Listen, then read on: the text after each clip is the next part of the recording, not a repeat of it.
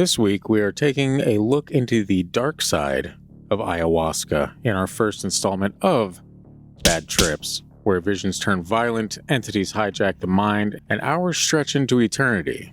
In this episode, we explore real encounters with predatory spirits, looping insanity, shape-shifting shamans, and the terrifying aftermath that left people questioning their sanity, their safety, and their place in the world. These aren't your typical retreat stories. These are the ones nobody wants to talk about. From a clown phobia turned hellscape to Tetris-brain thought loops, Tim Burton creatures crawling from the void, and a chilling cultural warning about who ayahuasca may truly be meant for.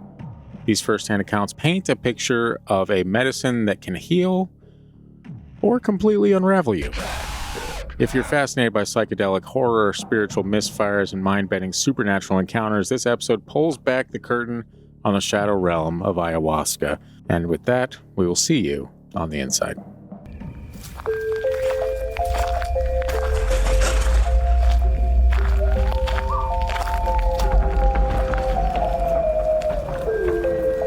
You are now entering the realm of the freaky deaky, an unsuspecting stop at the crossroads of fantasy and reality, where the frayed edges of make-believe seep into this cookie-cutter white picket world you've been led to believe is far from extraordinary.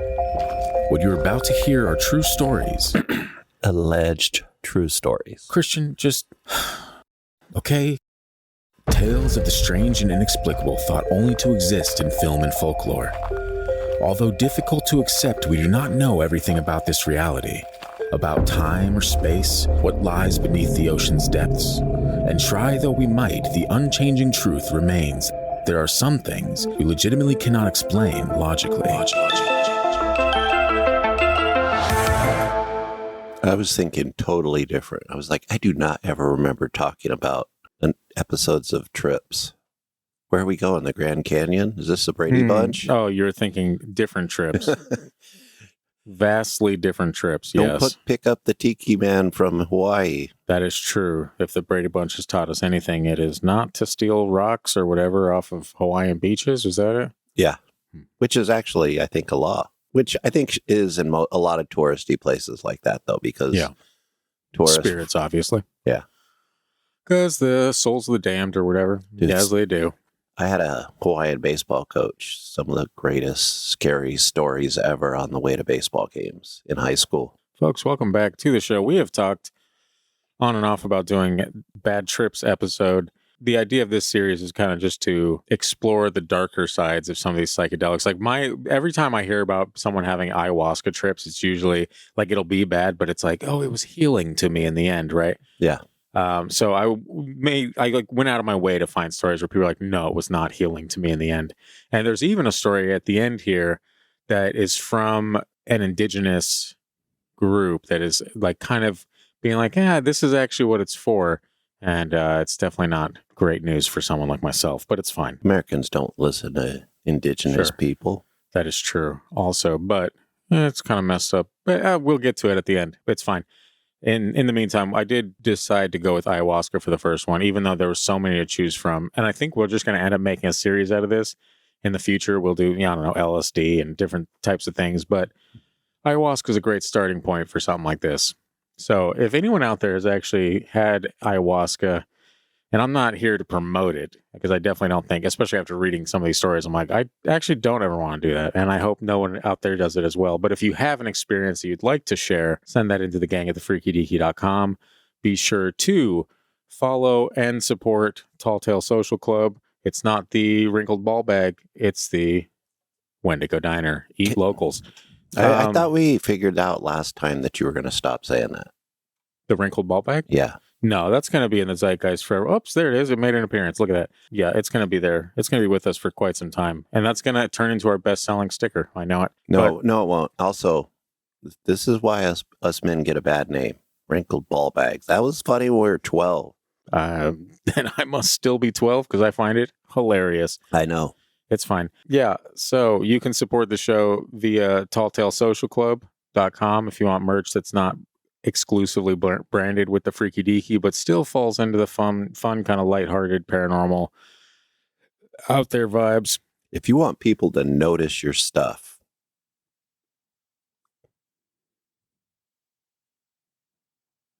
You don't want people to notice this this stuff. It's Maybe fine. the other stuff. The other stuff, yeah. You can also, if you want Freaky Deaky merch, you can go to thefreakydeaky.com/store. Let's be honest, though. If you like the board game Ouija, it's early. You're going to like the planchette. That is true. So there's options pretty much. It's kind of like Telltale Social Club is kind of like a secret club for us and our listeners that they can enjoy fun designs and whatnot and also support the show without walking around with something that says the Freaky Deaky on it. Turns out some people aren't into that and get weird looks just based on what's been reported back to us. They just get judged. Yeah, I wear it constantly, but people look at me and they're like, yeah, I can kind of see it. I can see this guy's a weirdo. In this day and age, people are judging other people. I don't get it. I'm going to judge you for judging me. How's that? I didn't even judge you right then. Oh, yeah, I was did. talking to the camera, the actually. ball bag thing. Yeah. I didn't judge there that. You have it. There you have it. Mr. Oh, I don't judge. It's fine. I am righteously judging you. Well, except you're not. And that's cool. It's fine. We're going to go ahead and get into these stories because I feel like maybe not every episode needs 45 minutes of banter before it. And it's early, and Christian, we forced him awake, and half of my fence is blown over. And, yeah, there's just a lot of things that have taken place that need to be looked into. So the spooky ghosts and the bad ayahuasca trips, we're going to get that out of the way so I can go be an adult for the rest of the day, which is not fun, and I do not recommend it. But with that being said, let's get into this first story, huh? What have we got today? And I'm actually unsure of how long... Let's have a fun experiment where we see if we can go more than 8 minutes without our computer crashing and burning to the ground.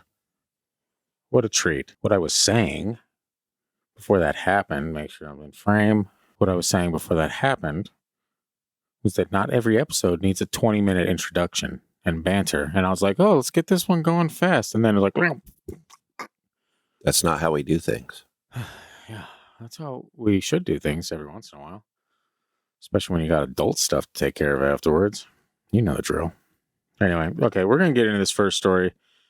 And for those of you that have clown phobias, many apologies.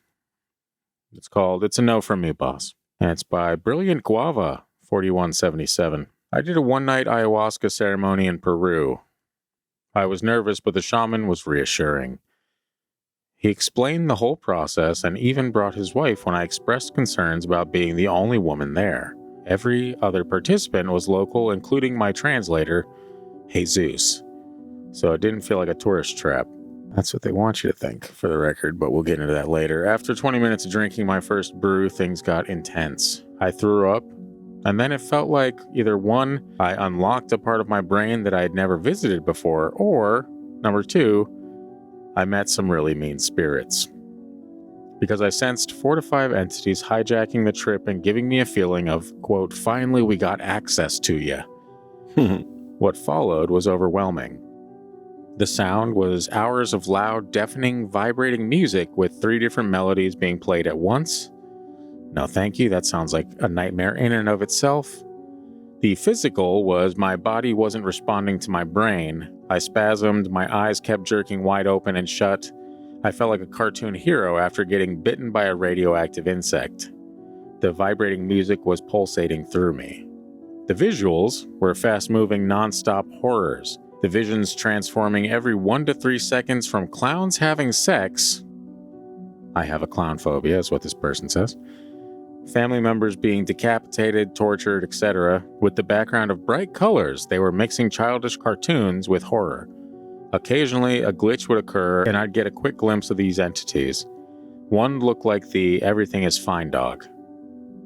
You know what that is? No. It's the meme of the this is fine and the house is burning. Oh, yes. Yeah, so that's one of the entities that is torturing this person. I tried to accept it, reason with them, even convince myself they were helping me. Nothing worked. I begged them to stop, but it only seemed to make them more excited.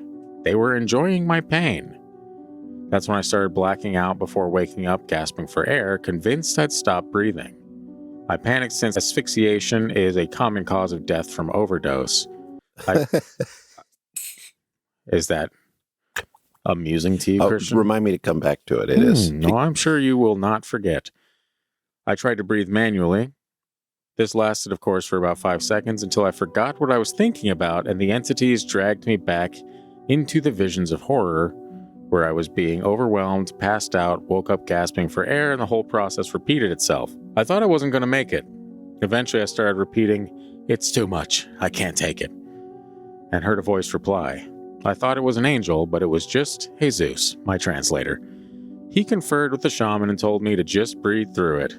I tried telling him that I was dying and wanted to go back to my hostel so I could be with my boyfriend, but he just kept repeating, "Drink water and breathe deeply." They didn't seem too worried at all about what I was saying. As the hours went by, I could finally move my body and messaged my boyfriend, who cheered me up by sending cat videos.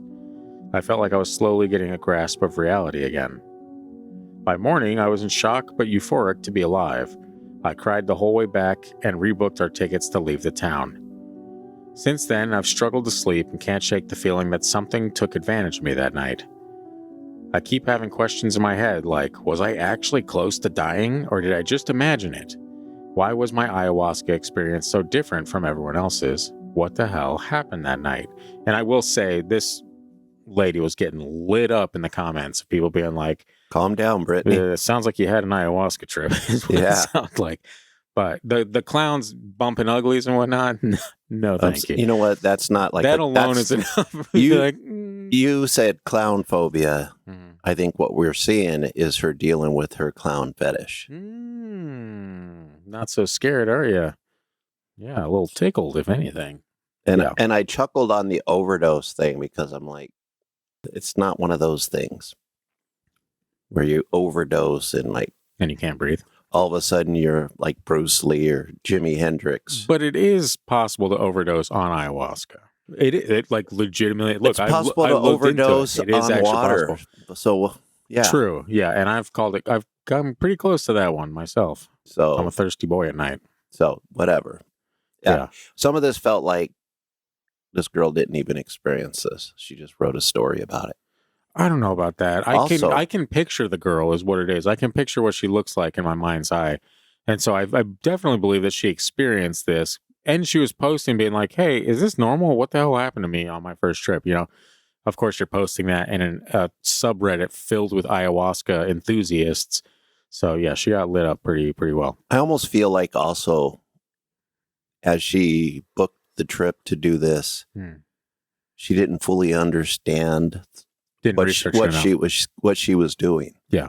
It's not for the faint of heart. Yeah. And that is entirely possible.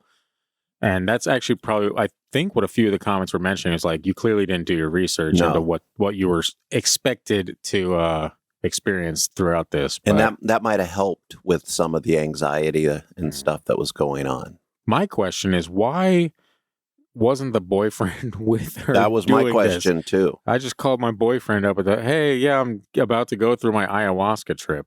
Like, that's crazy. I would never let someone I was dating just go be like, "Oh, you're the only girl with this circle of men." Yeah, that right there. And I mean, most of those places, because you're in a tourist place, you're pretty safe. But also, you don't send your girlfriend out. Mm-hmm. No, you do not. When she's going to lose her mind. He didn't do any research either. It sounds like maybe someone very young. Yeah. Said, "Hey, all the cool people are going to Peru." He's like, "I'm a little sleepy. How about you go have the weird clown sex nightmares, and I'm just going to rest up in the hostel." Yeah. Yeah. Even like when we were in Jamaica, I didn't let China do anything by her. She was like, she was like, "Let's go do this." I'm like, "I don't want to do that." She's like, "All right, let's go by myself." I'm like, "Oh, fine. I guess I'll go." That's how she I guess I'll get murdered. Thanks. Yeah, but you believe you're going to get murdered all the time. That ain't true. No, I believe that you stay on resort if you look like this. I disagree. If you don't look like this, go have fun. But if you look like this, hey, guess what? You'd be fine. That's how every story starts.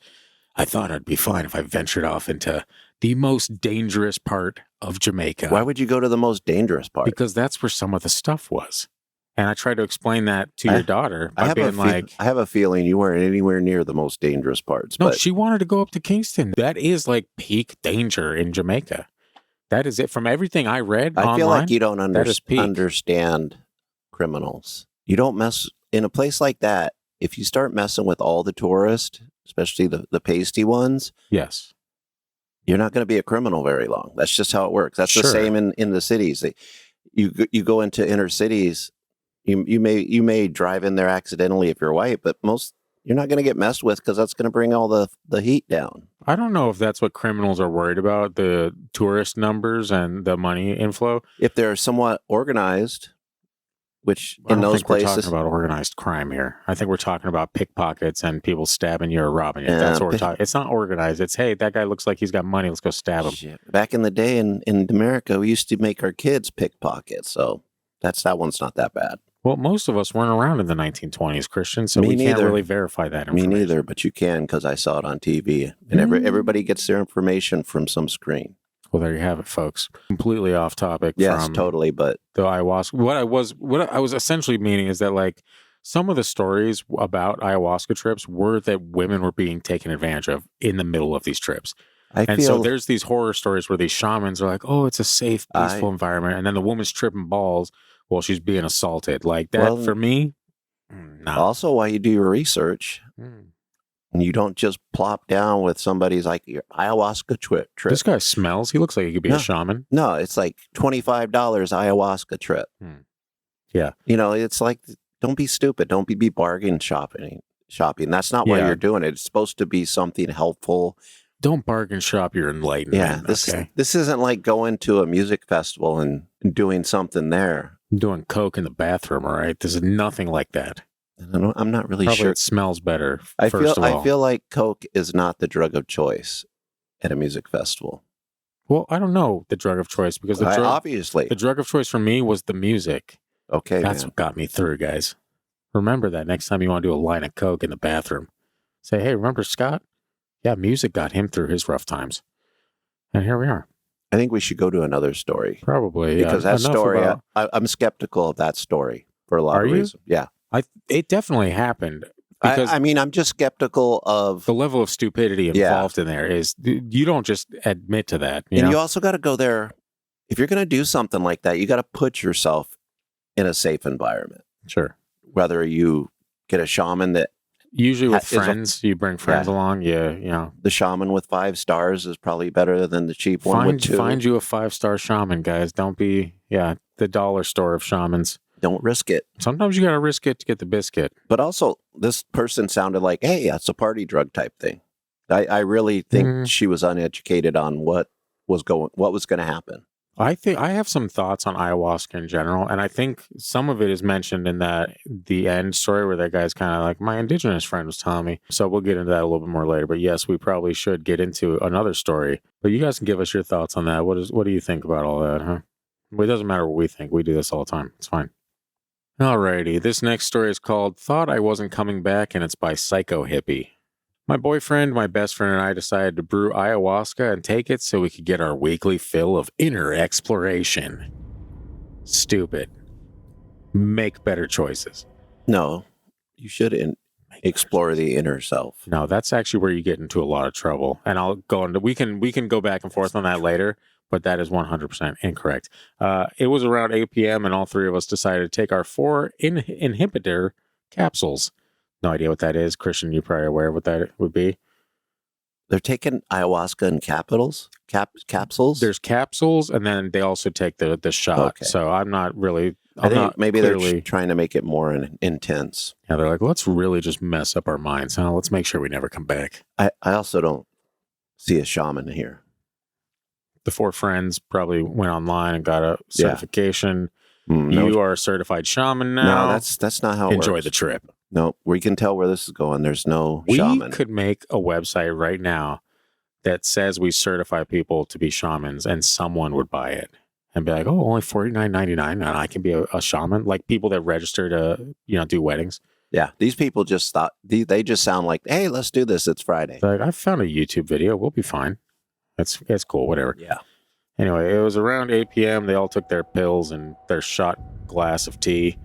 Then we went to a bedroom filled with blankets and trip toys to wait for the purge. After about 25 minutes, my boyfriend started to feel sick and he vomited. Then about 10 minutes after that, my best friend threw up as well, but not me. I waited and waited and waited. After an hour had passed, we all became concerned that I hadn't vomited yet. So my friend and I went to the restroom where I forced myself to throw up. Mind you, I can no longer eat the same meal that I ate before drinking the tea that day without throwing up. While I was puking, my friend was staring in the mirror saying her nose was turning orange. Unfortunately, that was as far as her trip would take her. After that point, she didn't experience anything else. After this, my boyfriend and I felt a sort of body high, but that was it. Then by 9:30, his trip had ended, just like my friends did. I'll never understand why. We then went into the living room to watch Futurama.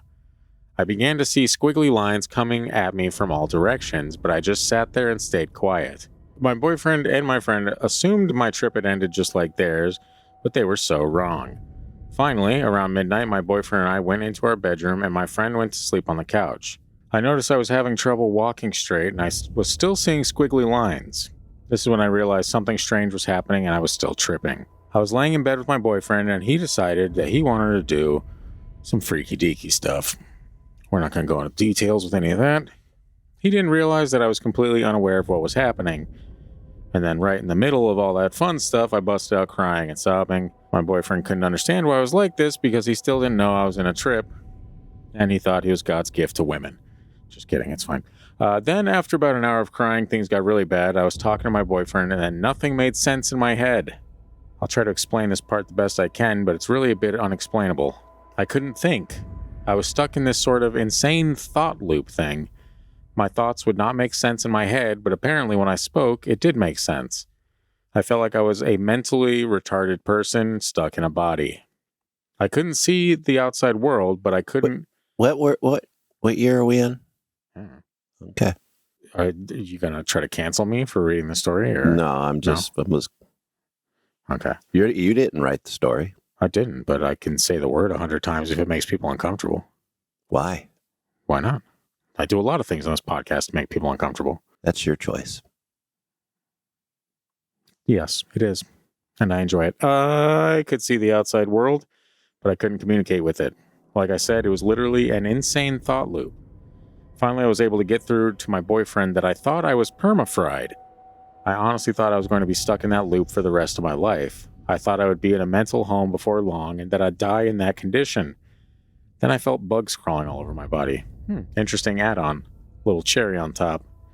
Yeah, you can't think, but you also have bugs everywhere. Isn't that fun? Meantime, I felt like a game of Tetris was going on in my brain. When I say Tetris, I mean it literally, like the game where you stack the blocks together. It's very difficult to explain. Then I had to pee, so I crawled to the bathroom. When I got there, I forgot what I was doing. I sat on the bathroom floor wondering what I was supposed to do. I couldn't figure out what toilet paper was for or what it was. Then I forgot what I was and what I was for. I think I thought I was a tile or something. As smart as one. What am I? Finally, I remembered how to pee, and so I did, and I wiped the toilet paper, but I didn't remember you were supposed to flush it, so I stuffed it under the sink. Gross, I know. But I really had no control. Then I went back to the bedroom and dripped pee on my boyfriend on accident. By this point, he knew there was something very wrong. I wanted to go to the hospital, but I couldn't put my thoughts together well enough to articulate a sentence to him. I was freaking out because I thought I was stuck in that condition because it was already 5 a.m. and I'd already been tripping for 9 hours. I wanted to sleep, but there was no way possible. My eyes wouldn't stay shut for more than 2 seconds. My boyfriend fed me some charcoal pills to try to help get the tea out of my system faster, but it didn't help much. I can literally say I know what it feels like to be mentally insane. I was stuck on the trip until late afternoon the next day. Then I slept for a few hours and thanked a higher being that I came back. I'll never understand why I tripped, but my boyfriend and my friend didn't. I think it might be because I had serious mental problems when I was younger, aged 4 to 9. I've done more than plenty of hallucinogenics and have never had these kinds of problems. I don't think I'll be doing ayahuasca again for a long while, though. Next time, I might not get so lucky as to come back. Okay. So, and first of all, before you get into that, she said she had mental problems from 4 to 9, so she can say it. She can say it, you know? No. She's allowed, if you were actually... I'm sorry. You can say it. I don't... We're back at the N-word with a different thing, dude. Yeah. You know? It's called stupidity. Let people say what they want to say. And then you know if you want to be around them. It's a lot easier that way. People can say what they want to say, just not in certain environments. I feel like you've never worked a job. If you think that's different. I'm working 6 jobs at this very second, all right? I've worked too many jobs. It was a joke, man. Yes, anyway, back to the story. Hmm. Any of these first two stories, if you feel, anybody listening, that you're this might be you or what you're worried about, don't do the shit. It's really that simple, yeah. I mean, neither one of these people were prepared. That's kind of my whole thing with psychedelics is I know my own self. You really do have to be, to be prepared. Anybody could do it, but you can't be doing it if you're not in a decent place mentally. Some people are doing this stuff to get out of a bad place, which is fine, but they understand what they're getting into, what they're attempting. These people made ayahuasca in their kitchen. What are you, Bill Nye? Get out of here. Yeah, I feel like this is like one of those nature things where it's got to come. It's working itself out. It's got to come from the source. Otherwise, it's just synthetic bull. Perhaps. Which isn't gonna. If you are connecting to something in nature, or you're understanding that you're one with nature, you're not going to do it from your kitchen. You're going to go outside where you belong, you animal. With people that have experienced this with other people hundreds, if not thousands of times. You have experienced this? No, that's who you're going to go to. I was like, dang, Christian, I didn't know you got. You're not going to go do it with your boyfriend that just wants to have sex with you when he's done. Yeah, and then you're going to start crying in the middle of it, confusing the hell out of him. What's wrong with you? I'm pretty sure that neither one of them should have even been doing that, because she said she didn't even know what was going on. So that's totally that's like a crime. That feels like it might be criminal. Yeah. Yeah. So lock him up. So there's just there's a lot of flags that could have been. And if you have flags when you're going to do something that shows that it could help rewire your brain in a good way, don't be stupid about it, because then you're defeating the purpose. Sure. And we don't like to defeat porpoises here. And once again, this is not a Friday night party drug. That is true. I actually recommend that no one does this ever. After looking into this a lot, that's kind of I would like to do it someday. I thought so as well, but no, I don't. I don't think I have the money to put myself in a place, to take myself to a place where I feel comfortable. Well, you're going to enjoy the last story. Yeah. And like I was saying, like I used to be, or the whole reason that I never really even, like I wanted to try psychedelics and like hallucinogenics, but I also know how I react to things and how I think about things and how my brain operates. And I know I'm the guy that is like, oh yeah, let's do this. 5 seconds in, I'm like, this was a bad idea. And then I send myself into the depths of hell with just was this a good idea? And then just a million clowns back. This was a bad idea. This was a bad idea. Speaking of clowns, man. You know, clown phobias, man. It's very big in the ayahuasca community. A lot of clowns. It's very big in America. That shows you what the old school clowns were doing to American kids back in the day. We don't want to talk about that, but there has to be a reason there's a phobia. And like legitimately, there was a trend of seeing creepy psychotic clowns in these ayahuasca trips. Like while I was reading through stories, I'm like, wow, a lot of people really are seeing demonic looking clowns. And what better thing to see if you're into the creepy stuff? There's plenty of better things to see. I don't like even what friendly. Could you want to see other than creepy clowns? I don't even like friendly clowns. And then I've, been recently traumatized with this great rendition of Pennywise the Clown, who just takes it next level in every way. Trauma. Yeah. Classic stuff, really. So anyway, I'm not impressed by these first two people. I think they're dumb. Oh, I believe it. And that's probably going to be a theme with this series of bad trips. Is it's going to be a lot of stupid people. Okay. That's kind of it. Anything like this, like whether it's hallucinogenics, psychedelics, life. Sure. You got to put a little bit of effort into it, man. Yeah. Do that. Don't just walk in there stupid and see fucking scary clowns. Moron. This it's making me cuss. People are making me angry. Quite a bit. Yeah. And I know we've had comments over the years of people that were like hardcore drug users that shared some of their experience on this stuff. So I'm sure a couple of those folks will even chime in and be like, hey, if you're thinking about doing this, don't. Number one, the Lord is watching. Number two, bad times. Guaranteed bad times. So they're masturbating while they're doing these trips? Is that why the Lord is watching? Do you think the Lord only watches when you masturbate? That's getting into some dicey territory. I know. I went there. Anyway, Anywho. I don't know if I mentioned this. I might have mentioned it, but I just had coffee with a friend who was in Peru 2 weeks ago. Doing ayahuasca. Yeah. Wow. Would you look at that? And didn't even share any of the experiences with you. There were no scary clowns involved. You don't know that. Maybe she was like, She didn't tell what? me about them. It's like, I'm not going to share what I saw with anyone. That's how I feel about my melatonin dreams. Ooh, melatonin dreams are something else. If this podcast ever gets over, let's make it something ridiculous, 250,000 subscribers, I will share my melatonin dreams. The first time I took melatonin, I had 3 consecutive dreams that I remember vividly. And I'm like, wow, I really hope I never share that with anyone, because it was so weird, but made so much sense at the time that I just... Melatonin gives me crazy dreams. Yeah, one of them involved trolls, me and a bunch of gnomes being in a big cauldron of broth, doing something unthinkable. And yeah, there's just like... It was a jacuzzi, right? It was like a gnome jacuzzi. We must have thought of, yeah, but it definitely was not. And it was like... And it's no jacuzzi you want to be in, trust me, all right? Was it Wabbit Stew kind of jacuzzi? Nah, there's a giant troll or something we were trying to take down, but for some reason we all had to be in the cauldron jacuzzi doing stuff, and that's about as far as we're going to get until 250K.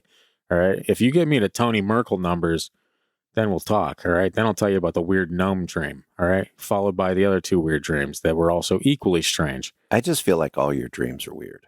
I don't dream too much anymore because I like to smoke myself to sleep. So benefits. I dream in the morning. Yeah, that does happen.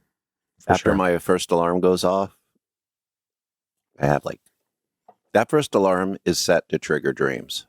I believe it. We'll be right back after a word from the wrinkled ballback. Well,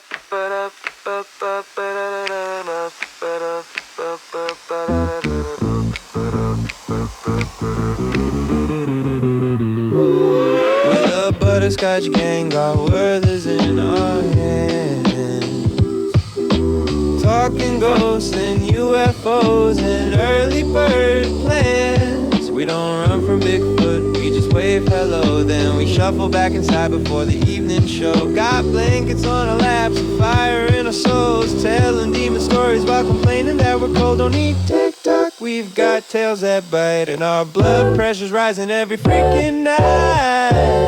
So grab your EMF read and your walking cane. Let's hunt for ghosts or fall asleep. Look out, it's the Butterscotch gang, so cancel your 4 p.m. snooze and tune in for a wild and wacky hang. There's only one thing left to do.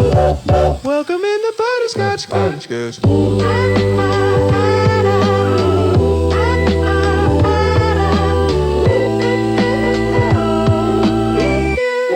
It's the Butterscotch gang.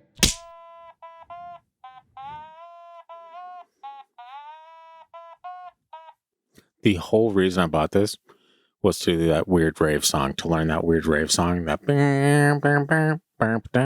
with the cat and I still can't do it.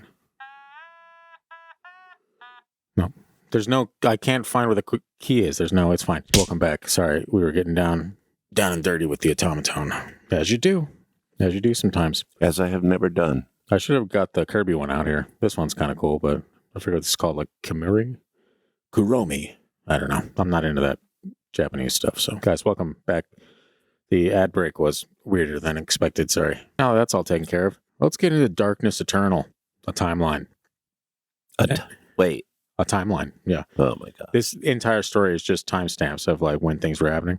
And it's by Psychedelic Fan. It's no wrinkled ballback, but we're gonna lose the elderly crowd. The Butterscotch gang is gonna be out if I do that joke too many more times. Yes, I agree. Speaking of the Butterscotch gang, if you are not a member on YouTube, or if there's a Patreon, I have no idea because we're in the past, you should do that. The Butterscotch gang is out. You get TFT After Dark, all kinds of fun stuff, uncensored, just the way you like it, you little degenerate perverts. Isn't that nice? For as little as whatever we priced it at, you too can enjoy more weirdness. Christian, sell them on the membership. Get that membership. There you go. Say you like show your feet or something. I will not show my feet, but I will please you. Oh, your ears. Vocally, verbally. No, you can't see my ears right now either, but you can use your imagination. What a treat.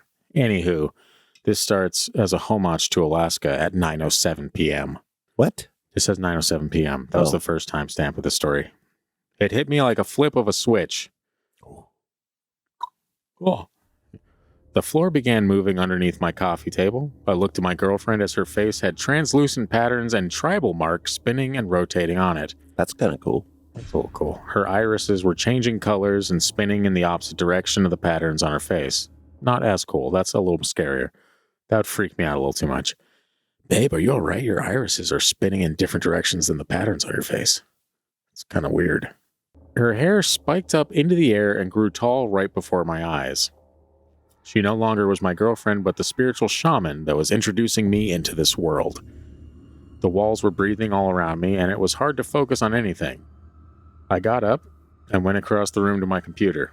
I attempted to look for a song on my mind, but the titles and artists were changing sizes and coming in and out of the screen. It was impossible to focus and remember what I was doing. I went back to the bed and tried to converse with my lover. Spoiler alert, this guy says lover way too many times in this story. So just buckle up for that. About 10:15 p.m., my girlfriend, who was sober, gave up on me by this time. I guess I did not make any sense, and I told her that I could no longer look at her because the shaman kept coming back and showing himself to me. I began getting very, very cold, shaking like I was outside in the snow for hours. About 10:30, my lover was no longer stoned and falling asleep very fast. I thought the person was not stoned. Sober, I think, as in ayahuasca. Like, not taking, probably still smoking weed, but as you do. All right, it's fine, guys. My lover was no longer stoned and falling asleep very fast. Like when I started to trip at a flip of a switch, I did not feel good at all. I simply felt horrible, not seeing anything, only the horrible, cold feeling coming from within my soul. I made a trip to the bathroom and puked some bile and dry heaved the rest of the time for a few minutes. One of the saliva clumps formed into a lizard and swam across the toilet water, then disappeared into 1,000 particles. I remember having to really make my body get up and move into the other room, or I would have been stuck there forever. I lay down and started to calm down, closing my eyes. The next thing I remember is that I cannot fall asleep because if I did, I would never be able to wake up. A Tim Burton clay creature with 10 long hind legs, striped with black and white, crawled into my mind and laughed at me. He was a disgusting, evil creature with green light shining out of every orifice on his head. He was bruised and had sores throughout his entire body. He crawled like the Exorcist girl crawled down the staircase, unnatural and disjointed. No thank you. No thanks on the creepy Tim Burton clay animation creature. It depends on which one. Some of them are cool. I knew at this point that I wanted to be normal. Would I be normal ever again? Probably not. He crawled around showing me my family and how I was to be. A schizophrenic zombie, a waste to society, a waste to the meaning and value of life. I looked at the clock and it read 10:47. Only a few minutes have passed and I knew I had many hours to go. I began trying to change my pathway of thinking, staring straight at the wall ahead of me, letting go and taking the voyage I had been desiring. After dry heaving and returning to my bed once again, I felt normal. I thought to myself that I most likely just came through the second wave of my trip. I decided to not stare at the wall. Afraid of what was to come next, I put in the movie Obsessed. It was about 11:15 by now. A few minutes into the movie, I felt it coming back. At this point, I was telling myself over and over just to ride it out, and that time is on your side. I was back in complete darkness, feeling absolutely crazy. I don't know how to explain it. I didn't see or envision anything but dark and loneliness. I felt the creature that kept haunting me close by, so I stared at the movie and wondered if I would ever feel the same again. 12:26 a.m. I felt paralyzed. I did not want to move, nor did it seem like I could. My eyes no longer could make anything out. Everything around me was blurry, and when I closed them, the darkness slowly approached me again. My girlfriend stretched out her leg and met with the side of my body. Oh yeah. I was in a jungle with her now, and we were traveling through the land, searching for something. This was like watching a movie in my head.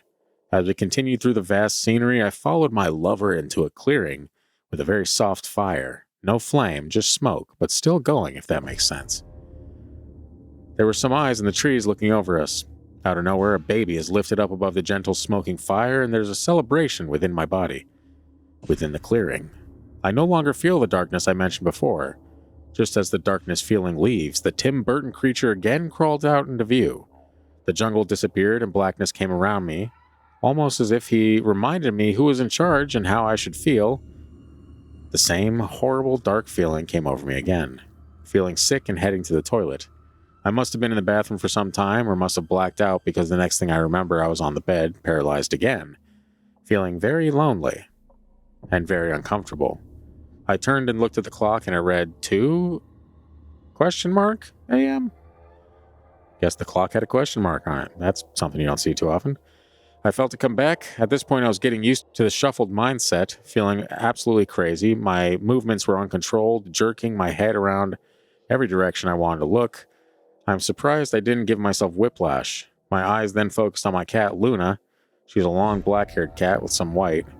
I reached out to pet her as she laid on the foot of the bed. Her coat was ashy and gray. Ashes floating off into the air as I pet her. That's called having a cat. She looked so old it freaked me out a bit. Then the sickness hitting me again. I was so tired of throwing up and just wanted this voyage to be over. About 3:30 a.m., after throwing up for the last time, I returned to my bed and noticed some color changes in the movie that had started over by this time. I looked at the clock and it read 3:17. I knew that I was finally starting to come down. Although the dark, lonely feeling continued, it was not as intense. I turned off the television and rolled on my back looking at the ceiling for some time. It was almost 5 a.m. now. I was sane enough to go to sleep. I closed my eyes and tried to put all the things I experienced in my memory to share with in the morning. I woke up about 7:15 a.m. and was still high but not tripping at all. I was so glad I was back in the world I am used to. Okie dokie. So, as fun as that sounds, what did you learn? That people shouldn't be doing ayahuasca in their house. Could have stopped right there. No, I think that's wrong. People should be able to do ayahuasca. It helps a lot of people. But also, if you're going to be doing it in downtown Bakersfield, in the suburbs, I can't even speak. I think you're missing the whole point of what you're trying to do.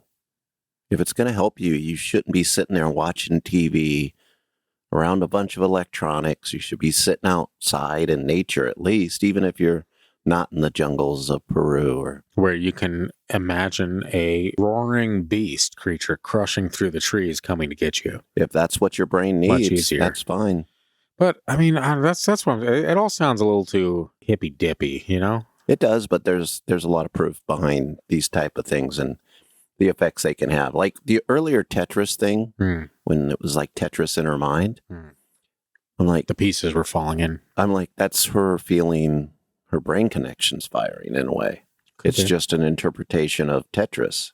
Perhaps. So I just, again, I feel like people are reading about it on Reddit and going out and getting the stuff and doing it without really any of the care or preparation that should go into it.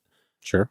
Like anything this intense, you know, if it's, you got to put some work into it. If you're not, then what are you even doing there? It's not a spur of the moment type of thing. It shouldn't be. Yeah. It shouldn't be. Which, interestingly enough, leads us into this final story for today's episode.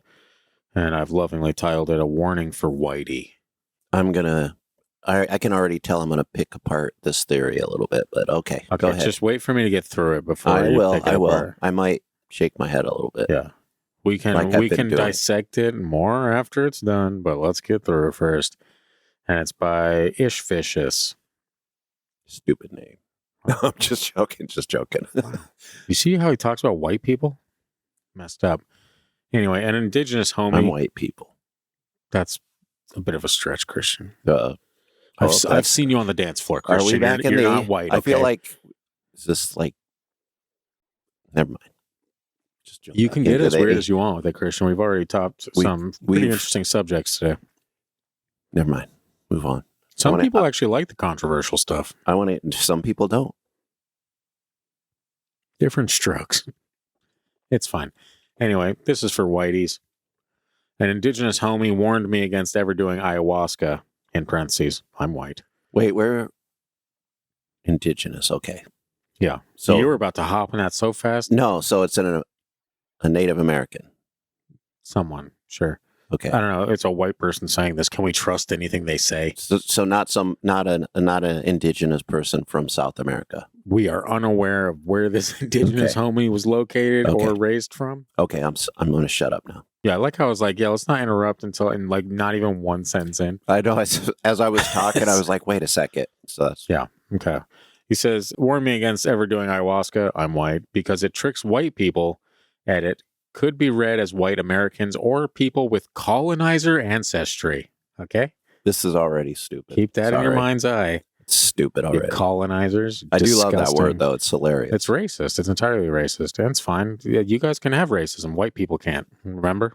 It's cool. No, anyway. Nobody can have racism. That's stupid. Racism. It's fine. Who exploit it for personal healing by making them more and more obsessed with themselves, their identity, their own healing journey, sending them down this labyrinth of self that sort of distracts them from being a part of the world, making any impact in the world, or actually making changes to their life. It causes white people to become more obsessed with money and personal material success, not less. This is the plant's way of helping balance the world by essentially nullifying colonization by making colonizers irrelevant in the world and trapped in a hall of mirrors, only thinking about their own spiritual path. I didn't know what to think about this, but now I have a group of white friends who do ayahuasca 3 to 4 times per year, and I hate to say it, but what my friend said is seeming to be true. You mainly hear about the good things that this brings, but this medicine is destroying my friends, and I don't know what to do. I've been slowly watching it happen for the last 5 years, and it's heartbreaking. All of them are constantly in their own trauma and make everything, even global disasters, far away about themselves. Has anyone else seen this happen? Let's see. Jump ahead to an edit. Yes. I want to share a couple stories about the particular group of friends I'm talking about and what has transpired with them. One of my friends did ayahuasca for the first time about 8 years ago. After the ceremony, she went home and had a psychiatric break. She was acting really strange, sort of gathering things and arranging them, and her husband at the time asked her what she was doing, and she said, "I have to poison us both."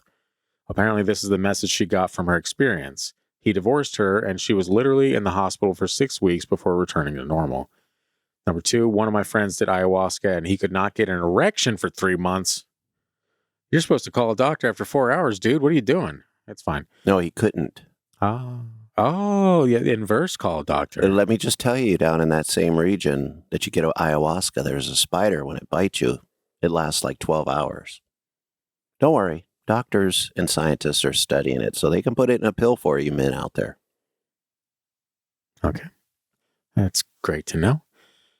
So about 3 months afterwards, and he couldn't orgasm for over a year. I'm not making this up. What a weird thing to make up about your homies. Also, why are you guys talking about this why stuff? are you sharing that information? It's fine. Number 3, one of my friends saw her celestial dream boyfriend in a ceremony and refuses to date anyone else and has been single ever since because she turns down anyone who expresses interest in her. Go, girl. At the same time, there's your feminism popping up again. This sounds like this girl's just asexual. At the same time, she complains about being lonely and isolated. Probably not asexual. Get a dog. Where does that fit into the mix? Okay, I don't know if we want to go down that road. Also, I talked with my native friend again this morning, and they shared something that I didn't know, which is that traditionally the person who has the problem is not the one who does the ayahuasca.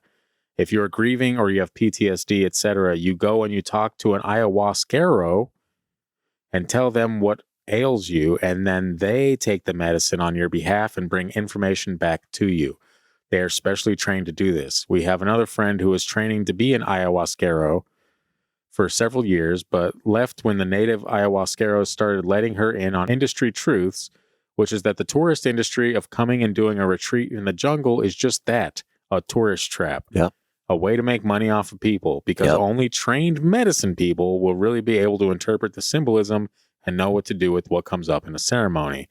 Preach. Says, again, thank you all for your comments. I assume that these issues are common discourse in the community, but it seems like it's actually a topic needing some more exploration, and I have learned a lot. Okay, first, interesting. I want to just say, and then I'm going to move on. Here we go. Both the person that wrote the story and their one native friend. Their one native friend? Both sounded a little like, not, I wouldn't call it racism, just. Can I call it racism? Because that's what it was. I'm going to say it's more it is racism, Hmm. but it's just, I can't even think of the word right now.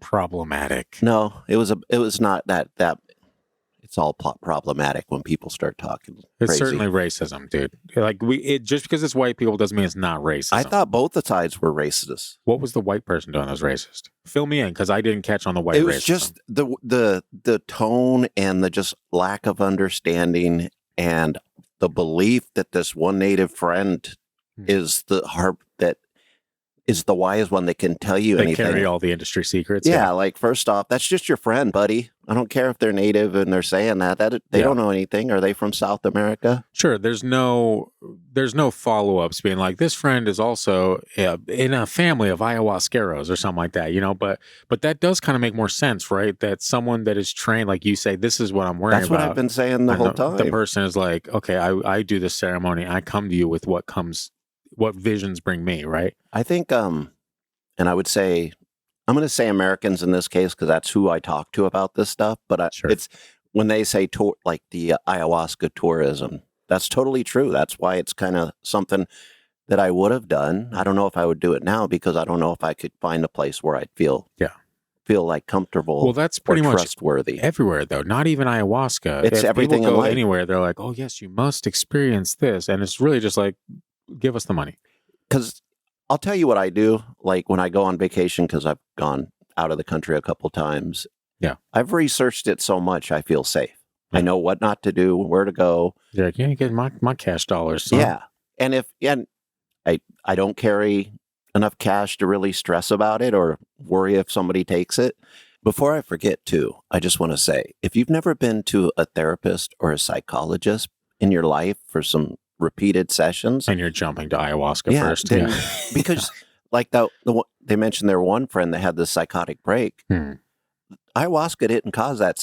It may have brought it on sooner. Sure. But that was already there. You got to find that stuff out before. Not everybody can do these type of things. Not everybody can drink alcohol and be fine with it. Not everybody can do any kind of drug and be fine with it.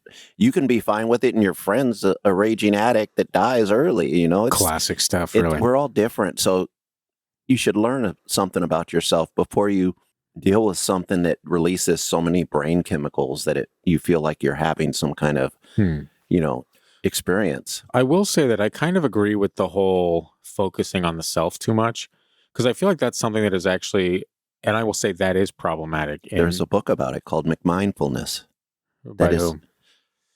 That name actually sounds really familiar. I have it in my Kindle, and I haven't finished it.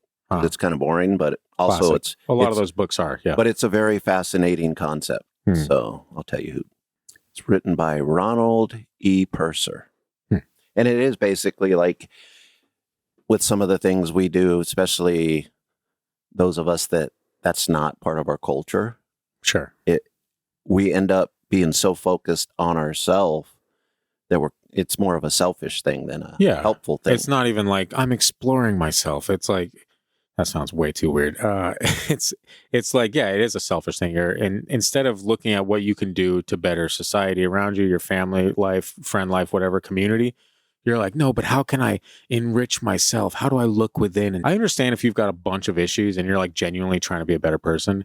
But with a lot of this stuff, it is like kind of that touristy thing where it's like, oh, it's the hot button thing right now. Oh, you got to do this to find your inner peace or blah, blah, blah. Like, that all hits me way too new agey, and I just don't like it. It just rubs me the wrong way. Well, I mean, that kind of thinking is not helpful. It's a journey. It's not like pretentious, dude. It's like it becomes pretentious, and that's what we do with things. This is kind of the way Western culture is in a lot of ways, especially the U.S. Especially liberal white women. No, that's mainly any women. Any men and any men, we are all exactly like this. It's built, cut out the men bit. No, it's part of our brain. That's why we should be careful about the way we do things and think things and say things. Yeah, and kind of like what you're mentioning with the therapy and whatnot. You should explore the avenues that are maybe a little more mainstream, before venturing into something crazy like doing ayahuasca Right. trips or anything like that. Like you can actually get help before you have to go and see the crazy clown sex or whatever, you know? Well, to me, it's like these people are reading about it online or seeing a TikTok about it, Yeah. or whatever, It's the ayahuasca spiral. tourism video they saw. Yeah. And they believe it. Is it possible that something like this could be like the death knell for society? Because we end up as a society, we end up going to things like YouTube and TikTok. Like that becomes so easy and accessible. They're like, well, I saw this on TikTok. Well, yeah, because I think I see a lot of people that are kind of radicalized by their niche. Yeah. And it's really simple, and it's just another trait of the human brain. You just got to take your time. You don't jump into something like that. You don't jump into, like people will do LSD for partying. Fine. That's what young people do. Sure. I mean, guess. be careful. I don't promote it. But we just can't keep, you got to work in this world. You got to work. Yeah. You're not going to, do these breathing exercises or say a prayer and everything's fine. You got to do the work, whether it's studying what you're interested in, learning, figuring out if someone's lying to you. I mean, we are so into the lies that are fed us. You can find Christ as well. That's helpful. Yeah. It's better than an ayahuasca trip. I can tell you that much. Well, for some people, they shouldn't be doing an ayahuasca trip. They'd be better off, Finding because Christ, yeah. because well, they might try to poison their partner and get divorced and end up Turns out that's frowned upon. Which they probably could have figured out was going to happen if they had done some background checks and realized that, hey, if your mom's crazy and your dad's crazy and your sister's a little crazy, you might be crazy too. Don't do ayahuasca. And I'm using crazy in a weird way. No, don't apologize for, I'm tired of this, Christian. We push the boundaries. Here's why I'm apologizing. Because I want it to be like, I think most people know I'm joking, but there's some people, it's like, this is just an explainer. Yeah. I don't give a What do you crap. mean they're crazy? Now, there's going to be those people all over, though. We have a group of people that enjoy watching us. They know we say some outlandish things from time to time, and that's fine. I'm personally tired of being like, hey, sorry. But I'm also trying to connect with the crazy ones that get offended because I called them crazy. I like to connect to people. I like to see the world in their eyes a little bit so I can understand why they're doing the stuff they're doing. Sure. Like, why, Karen, are you going and taking ayahuasca in your kitchen and then turning on the TV? That's too much input. Your brain's already overloaded, and that's why you sit out in the trees with people that are protecting you from panthers. I mean, I've never heard of an ayahuasca person and getting taken away by a panther. So it's I'm not sure that's something that would be shared around. Yeah, it's definitely a tourist thing. Yeah. You don't hurt the tourist or you run out of business. That's what you say all the time, and sometimes you're wrong about that, but it's fine. What about you guys? That's pretty much all we got on this. Oh, I got a lot more, but this is the first installment of, and I didn't even get into is there a spiritual element to this? I think that some of this, the Tim Burton ghoulish cartoon, man, definitely a demon. No.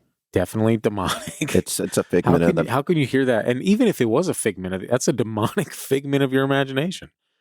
Okay. Which makes it creepy. There, in and of itself, that makes it very creepy. I think what makes it creepy is when you realize that your brain can produce that stuff with whatever you've learned, whatever you've experienced. If that's the angle you want to take it. Whatever, I don't know how to explain, whatever belief you have, your mind can put together some, I mean, we know that from dreams. You don't even have to do ayahuasca. If that is your personal belief, that it is your brain, then yeah, absolutely strange. It's definitely your brain. We have an expert over here. Because your brain has to interpret whatever's given to you. So whatever, man. That's your brain. This is your brain on outro music.